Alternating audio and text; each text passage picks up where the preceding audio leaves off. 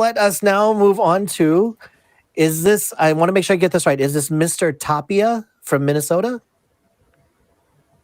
Yep, that's me. Mr. Tapia, what did you want to That's me, yeah, that's me. Yeah. I want to know if, okay, first of all, I'm kind of on the beginning of deconstructing my faith and probably getting away from it because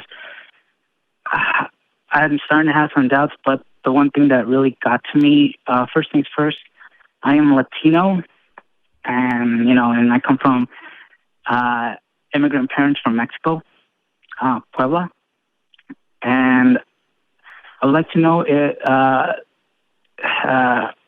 did Christianity have a big part in racism and prejudice, but mostly racism?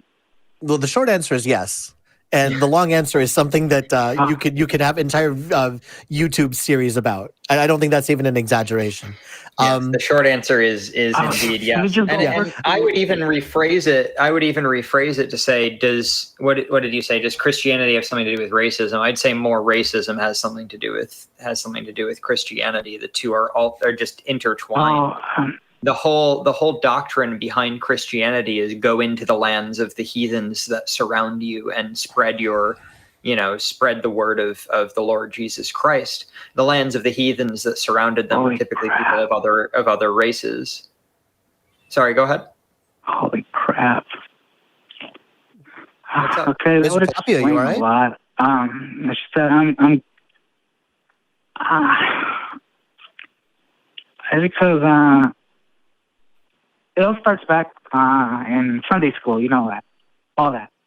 Your youth leaders, youth pastors, they would, I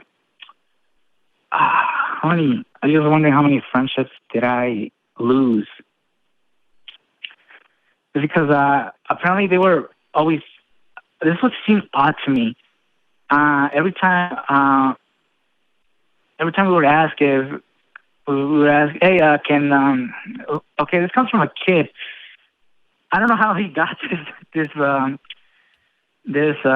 it called? He asked the youth pastor this. He asked about Asian people. The kid was like, "Hey, I made a new friend, and he's not Latino. He's Asian. He does other things. He worships differently. He went to they invited him over to his house.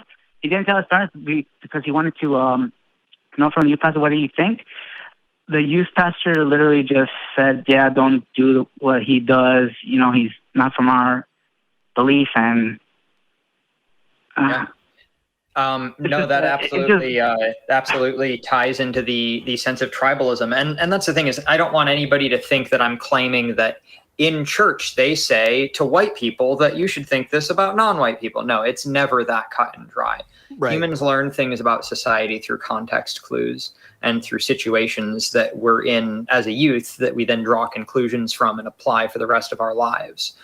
And so ultimately, even if there is no cut, set, and dry rule, though it is funny that the youth pastor did directly address it in your situation, while there's no cut and dry rule of hey, these groups shouldn't interact, it sure is funny that that's how it ends up happening anyway. And so that's where kind of the difference between explicit racism, which is, saying, hey, racial slur and pointing at somebody of that ethnicity, and implicit racism, which is, oh, well, they go to the other church, the other church. Or, oh, well, they aren't Christian, they're Muslim because they're from the Middle East, that kind of stuff. And that's where it gets into, again, the tribalism between different, let me just finish real quick. The tribalism between different sects of Christianity, different races that practice different sects or in different sects of Christianity, and different races that practice non-Christian religions. Because there are Asian people who go to Christian church, just like, there are Asian people who practice all sorts of different religions. I almost don't even want to say Asian, because there are so many countries in Asia and they all have different religious practices. There is no one even Asian religion per se. Go ahead. Yeah. That's the thing. When I was little, I did not know there were Asians that would practice Christianity. heck, I didn't even know there were what's it called? I just really found out that there are people in Muslim countries that practice Christianity, and I'm like, I heard like that the persecution complex, all that being persecuted, but that's the thing. How come I keep hearing here in the United States we are persecuted here? This Christian group is being persecuted, but in another country, like say a Muslim country, those Christians, we're not doing anything for them. And right, I wonder why we don't address it. And another thing too. Well, again, that comes back to sorry, Tapia, you're making a lot of points, and I'd like to address them one at a time. That comes back to the sense of no, you're fine, no worries. This is an exciting topic. There's a lot to get into here. But that comes back to the sense of tribalism and even nationalism, as you were alluding to with the whole, this is a Christian nation, but also Christians are persecuted here. But no, it's a Christian nation. But no, Christians are persecuted. Like, again, which is it? They can't pick a lane because they don't realize that they're the ones in I don't want to say in charge as in there is a dictate that comes down, or a mandate that comes down from heaven that says that Christians need to run America. But it sure is funny how every single American leader, with very few exceptions in like Congress, has been Christian. So again, which is it? Are Christians persecuted here, or are they in the leadership?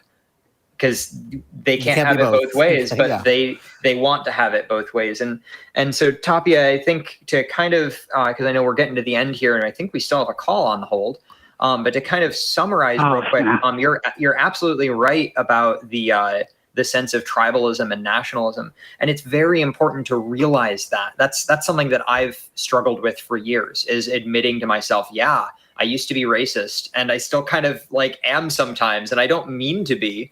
I don't mean to make those judgments internally, but sometimes they just happen because if you grow up that way, if you grow up being taught that that's the way that you're supposed to think about other people, those processes are hardwired in here, and it takes time to get rid of them. It really does. You're taking the right steps though, and you're asking the right questions. Absolutely. And keep doing Talking it to the right folks. Yeah, I'm glad that we're able to give you a community that you can ask these questions to. Call back some other time, and I heard you guys have another show too. I was going to say, Tapia, call us back and let us know what's going on. Tapia, near the end of the show, we're going to give you some links and other places that you can keep in touch with us, so you don't have to wait for a call-in show on Friday nights to get in touch with us. We'll give you plenty of information. All right. Yeah, I was going to say, in addition to that, just because I don't appear on these shows very often, if you show up in the comments on the full show, the hour-and-a-half version of this show on YouTube, I'll definitely reply to you if you have further questions or anything else you want to discuss. But I'm usually pretty active in the comments on the episodes that I appear on. But we got to move on to Mr. Tapia. Yeah. Yes, we do. Thank you very much for calling us, and thank you for sharing part of your story. Please keep engaging with us in our other avenues. All right.